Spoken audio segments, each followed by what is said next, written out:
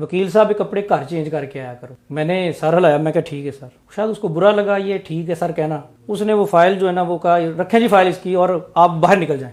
अब वो कोर्ट में जो अपने ऑर्डर में लिख रहा है कि मैंने इसको कहा बाहर जाके गाउन पहने, झूठ बोल रहा है। उसने मुझे कहा बाहर निकल जाएं, मैं बाहर निकल गया हूँ, बाहर फाइलें उठाई, मैं चला गया हूँ। मैं कहा कोर्ट का ऑर्डर है यार, अभी मैं केस भी करना है, तो कोर्ट को नाराज़ करना कुछ मुनासिब भी नहीं है। मैं हूँ advocate Asif Nadeem Grewal, team voice of Punjab के साथ, और आज मैं जिस मौजू पे बात करना चाहता हूँ वो ये है कि राना आसिफ साहब मेंबर पंजाब बार काउंसिल के साथ जो वाक़या है लाहौर हाई कोर्ट लाहौर में पेश आया, जिस पे बाद में कंटेम्प्ट की कार्रवाई हुई, मैं उसके सिर्फ एक एंगल को वाज़े करना चाहता हूँ, और वो है हमारी अदलिया का दोहरा म्यार, double standards of our judicial system. कि एक आदमी जिसके ख़िलाफ़ कंटेम्प्ट ऑफ कोर्ट या तौहीन अदालत की कार्रवाई शुरू हो गई, प्रोसीड हो गई, तो उसने जब अपने आप को कोर्ट में पेश किया तो उसको पेश करने को कोर्ट ने सरेंडर तस्लीम करने से इनकार कर दिया, जबकि यही लाहौर हाई कोर्ट लाहौर था, 2012 था, और एक डीसी साहब कोर्ट में कंटेम्प्ट ऑफ कोर्ट की ही कार्रवाई में पेश हुए, और इसी लाहौर हाई कोर्ट लाहौर ने उनके पेश होने को उनका सरेंडर करना तस्लीम कर लिया। लेकिन जब बारी आई वकील साहब की तो उसके पेश होने को सरेंडर तस्लीम करने से इनकार कर दिया और गिरफ्तारी का अजीबोगरीब मुतालबा कर दिया गया। जबकि हमारी लॉयर कम्यूनिटी हमेशा इन जजेस के लिए, इस जुडिशल सिस्टम के लिए जो अब किसी काम का नहीं रहा, इस पर मैं बाद में बात करूँगा, के लिए हमेशा फ्रंट फुट पे आके इनके हक़ में सारे काम हुए। वो आप चाहे जस्टिस इफ्तार चौधरी की बहाली वाली तहरीक को देख लें, चाहे आप जस्टिस काजी फ़ाइज़ ईसा वाला मामला देख लें, ये वकला ही थे जिन्होंने जुडिशरी को सेव किया और इस मामले को अच्छे तरीके से अंजाम पजीर हुए। लेकिन जब एक वकील की बारी आई तो यही जुडिशल सिस्टम उसके ख़िलाफ़ खड़ा हो गया। ये है वो दोहरा निज़ाम कि एक बंदे के पेश होने को सरेंडर तस्लीम कर लिया जाता है क्योंकि वो एक सरकारी मशीनरी का हिस्सा है, और एक वकील के हक़ में इनकार कर दिया जाता है। और इस बारे में हमारा जो फर्दर इंटरव्यू है वो राना आसिफ साहब का आप देख सकेंगे हमारे चैनल के ऊपर। अस्सलाम वालेकुम नाजरीन, कानूनदान के साथ मैं हूं सलमान अहमद मान। नाजरीन, आज हमारे साथ एक गेस्ट मौजूद है। आजकल जो हमारी अदालतों में जो मामलात चल रहे हैं उसमें की पोजीशन बहुत ज़्यादा स्पेशल इसलिए है, ये जो अदालती तालाबंदी और हड़ताल जो चल रही है वो जिस मामले की वजह से चल रही है उसके जो मरकज़ हैं वो शख्सियत हैं।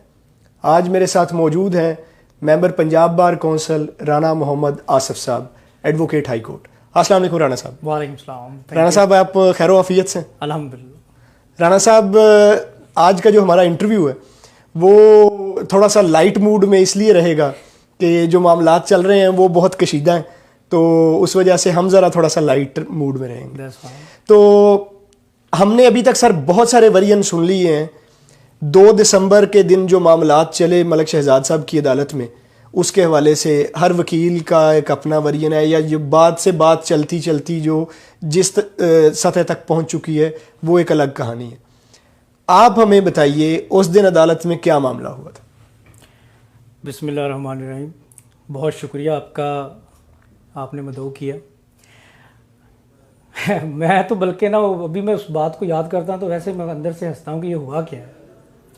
उस दिन दरअसल ना मेरा केस था शहजाद अहमद साहब की कोर्ट में, 4थे नंबर पे लगा हुआ था। प्री अरेस्ट बेल थी, निसार बनाम सरकार। मैं को 5 मिनट, मुझे किसी दोस्त ने कहा कि ये 5 मिनट पहले बैठ जाते हैं कोर्ट में ना, तो मैं को 10 मिनट पहले चला गया। कोर्ट में मैं जाते ही आखिरी जो नशिस्तें हैं मैं वहाँ पर बैठा था। एक लड़का नौजवान वकील था वो भी साथ ऐसे बैठा हुआ आया, मुझे मिला है, और भी 3 दोस्त थे वहाँ से, वो उठ के मेरे पास आए हैं और राना सब ठीक ठाक है। मैंने बैठ के वहाँ पे मैं केस देखना शुरू कर दिया। तो कोर्ट इसी दौरान कोर्ट बैठी है तो वो लड़का बैठते साथ ही मेरे पास आया, राना साहब मैंने अपना गाउन तो देना, मैं अपना नया गाउन भूल गया।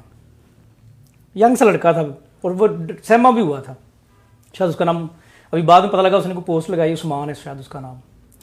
वो मैंने उसको बोला, मैं क्या यार गाउन के बगैर तो आना ही नहीं चाहिए, ये कोर्ट का डिकोरम है, आप अभी लो कोर्ट। अब मैं पूछा कितने नंबर पे, कहता जी मेरा 3रे। मैं क्या मेरा लेट है, आप गाउन पहनो अभी और आप केस में पेश हो। मैंने अपना गाउन उतारा, वहीं पे खड़े हुए आखिरी नशिस्तों पे हैं, और मैं ऑब्जर्व कर रहा हूँ कि कोर्ट देख रही है मुझे ना उसका गाउन एक्सचेंज करते हुए। मैंने अपना गाउन उतार के उस लड़के को दिया है।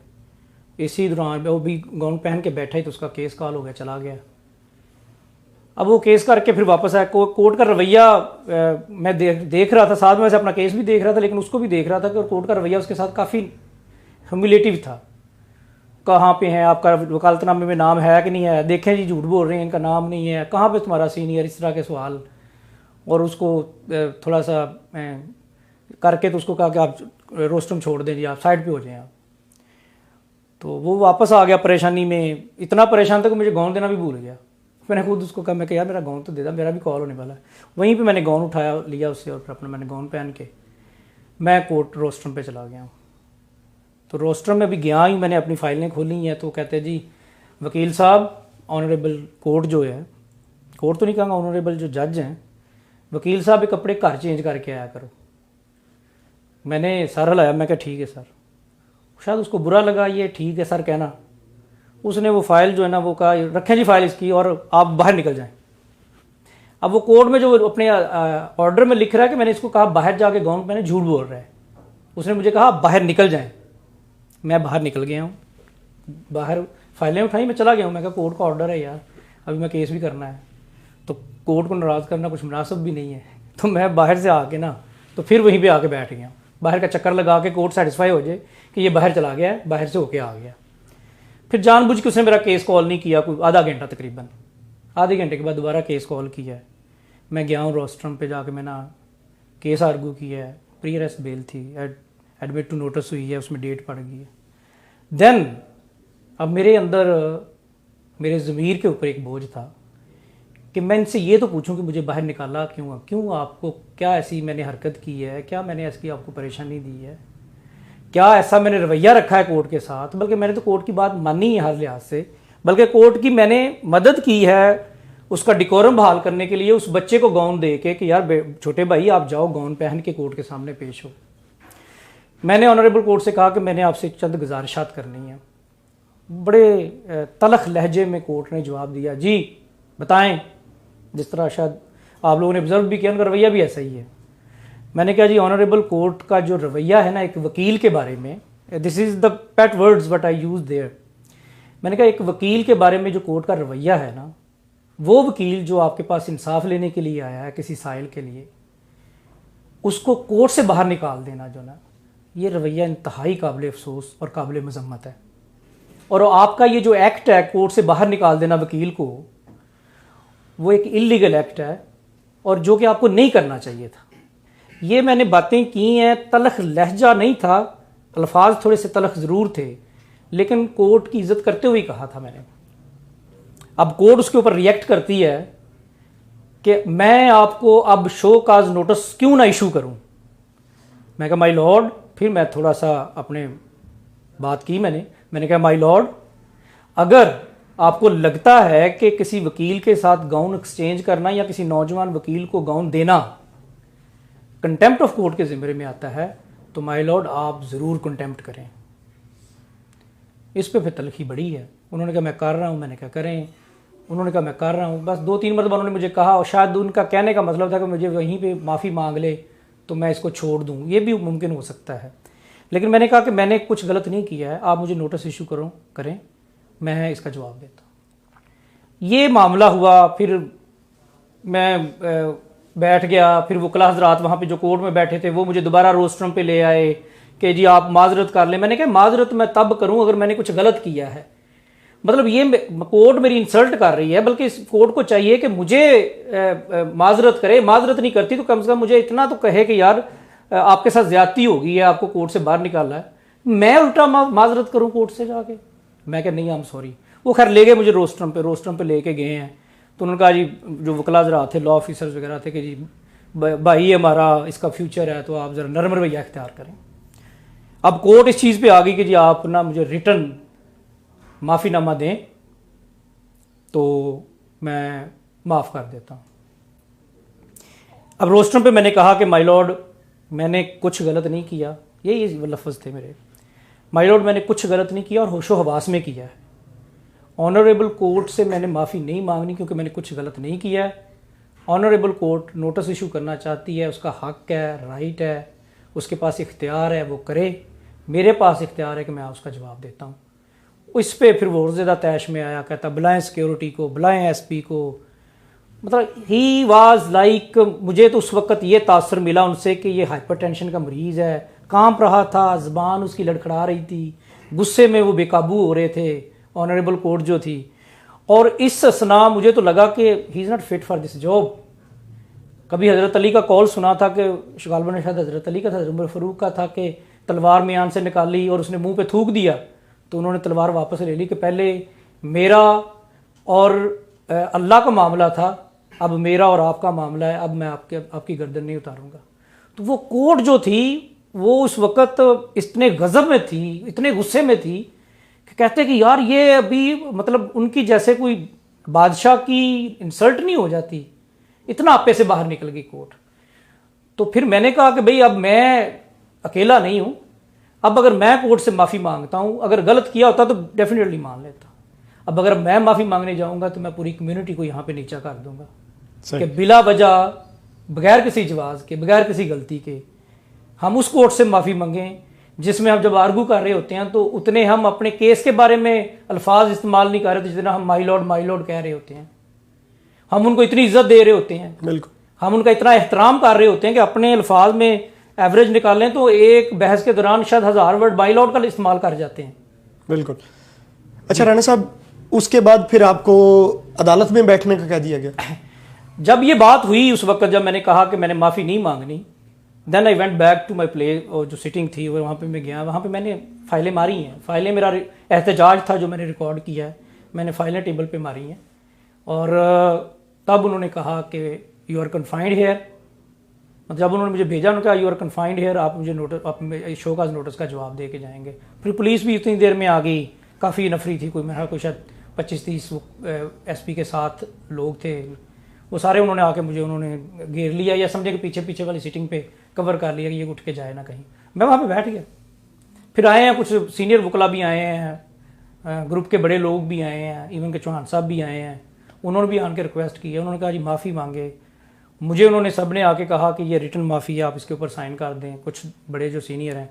मैंने कहना कि सर मैं माफ़ी नहीं मांगूंगा, मैं अगर मैंने कोई गलत भी किया है ना तब मैं इसको फेस करूँगा, माफ़ी नहीं मांगनी मैंने। तो अब राणा साहब, हमने ये तो वाज़े तौर पे देख लिया है कि जिस वाज़े अंदाज की सपोर्ट आपके साथ मौजूद है, क्योंकि शायद ये वो रवैया है जो वकला अमूमी तौर पे फेस करते हैं, जिस ह्यूमिलिएशन से वो गुजरते हैं, और शायद आप में उनको किसी ना किसी तरह से अपना आप नज़र आता है कि इनके साथ भी वो हो रहा था जो रोज़ाना हमारे साथ हो रहा होता है। तो ये जो एक वेव अब बन गई है, इतने ज़्यादा लोग चार्ज्ड हैं, रोज़ाना हाई कोर्ट में लोग इकट्ठे हो रहे हैं, अदालतें काम नहीं कर रही, इस तरह से चीज़ें चल रही हैं, मामलात क्या बनेंगे? देखें, ये बेसिकली ये जो इशू था ना, बेसिकली ये कोई राणे आसफ के और अदालत के दरमियान में नहीं था। बेसिकली ये वो सकूत था जिसको हर एक वकील बर्दाश्त कर रहा था, सिर्फ इसलिए कि मेरे केसेस ख़राब ना हो जाए, मेरी क्लाइंटेज ख़राब ना हो जाए, ये अदालतें नाराज़ ना हो जाएं। क्योंकि यहाँ पे आपको देखते हैं अदालती निज़ाम जो है ना इतना हद तक इतनी बदहाली में है। हमारा 136वां या 128वां मुझे कंफर्म नहीं है, ये नंबर ऐसे नहीं है। There are some circumstances, there are some reasons के that we have been dropped to that extent. इसके पीछे वो एक खौफ भी है, मैंने जो महसूस किया अदालतों के अंदर। एक नौजवान वकील अपना ब्रीफ लेके आता है तो जब वो रोस्ट्रम पे पेश हो रहा होता है तो उसकी ज़बान लड़खड़ा रही होती है, वो जो कहने आया हो तो उसको कहने का मौका नहीं दिया जाता और उसको शटअप कॉल दे दी जाती है। ये रवैया जो था ना, ये रवैया काबिल बर्दाश्त नहीं है। ये किसी ना किसी ने आके आगे करनी थी और ये लीडरशिप ही कर सकती है। एक आम वकील, यकीन जानिएगा जो मैंने किया, ये किसी आम वकील ने किया होता ना तो अब तक उसके पीछे शायद लीडरशिप भी ना होती और वो जेल में होता और लीडरशिप तकरीरें कर रही होती। अभी भी ऐसे तकरीरें चल रही हैं, लेकिन कुछ कंस्ट्रक्टिव नहीं होना था। उस बंदे की ज़िंदगी तबाह हो जानी थी, उसका फ्यूचर कैरियर तबाह हो जाना था। मेरे पास कुछ छोटा छोटा ज़मीन का टुकड़ा है, मैं पीछे जाके खेती बाड़ी कर सकता हूँ, कोई इशू नहीं है। ये मुझे परमानेंटली भी बैन कर दें, I don't dam care about it, क्योंकि ज़िंदगी में इज़्ज़त से के अलावा कुछ चीज़ नहीं है। मेरा तो मानना ये है कि अगर अगला बंदा आपकी इज़्ज़त नहीं करता, और मैं इसलिए कंटेम्प्ट ऑफ कोर्ट नहीं की है मैंने, क्योंकि मैंने पहले अपना केस किया है। मैं अगर जज्बात में होता, कोई ऐसा अपने रवैये को इतना ज़्यादा मैं बनाया होता तो शायद मुझे एहसास होता कि मैंने गलती की है यार। मैं आई वॉज कूल देयर। मेरी जो रिस्पॉन्स थी, अगर वो आप कैमरे निकाल लें, उनकी CCTV फुटेज निकाल लें, तो इनका रवैया, ऑनरेबल कोर्ट का जो रवैया था ना, ये काबिल एतराज़ था। मेरा जवाब देना काबिल एतराज़ नहीं था। हाँ, जब आप कहते हैं कि आगे क्या होगा, आगे ये बात तय होगी कि वकील और जज के दरमियान ये जो इन्होंने रिफ डाली हुई है, जब ये कुर्सी थोड़ी सी ऊपर के जाके बैठते हैं और वकील एक आम वकील जो इनको छोटा लगता है कि इसके ऊपर दबाव डालना चाहिए, लगना चाहिए कि ये इतना खौफजदा रहे कि कभी अदालत के बाहर से कदमों की किसी की आवाज़ भी सुनाई दे तो वो भी इस खौफ में चला जाए कि मुझ पर कंटेम्प्ट ऑफ कोर्ट लग जानी है। ये इस रवैये को बदलना पड़ेगा इनको। मेरी जो कुर्बानी है, जो मैं अपने आप को मैंने पेश किया है, मुझे खौफ कोई नहीं है कि भी मैं 3 महीने के लिए अंदर चला जाऊंगा। कोई खौफ नहीं है कि मैं 6 महीने के लिए मेरे पास प्रैक्टिस नहीं रहेगी। मुझे ये भी खौफ कोई नहीं है कि ये आइंदा मुझे कभी कोई रिलीफ नहीं देंगे। I really honestly dam care about all this. लेकिन इज़्ज़त जो है ना, ये हमारा हक है, ये हमें हमारे हिस्से की इज़्ज़त ज़रूर मिलनी चाहिए और ये मिलेगी अब।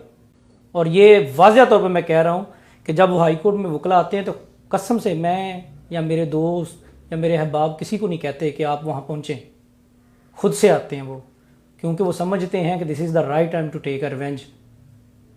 और ये अब होगा कि हम चीज़ों को बेहतरी की तरफ लेके जाएंगे।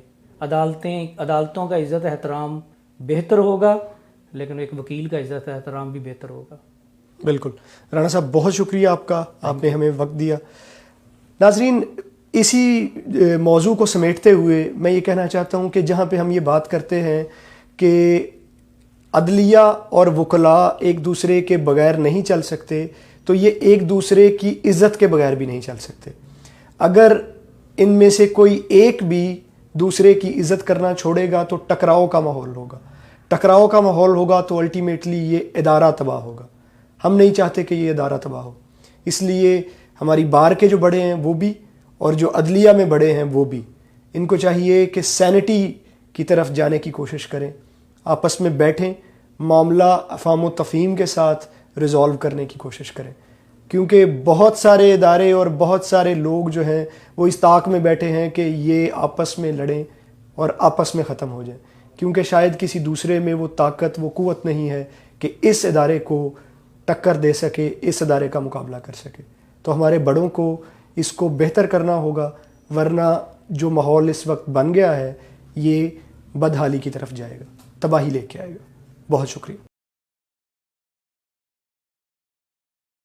जिसमें ना हो इनकलाब मौत है वो ज़िंदगी, जिसमें ना हो इनकलाब मौत है वो ज़िंदगी, रूहे उमम की हयात कश्मकशे इनकलाब।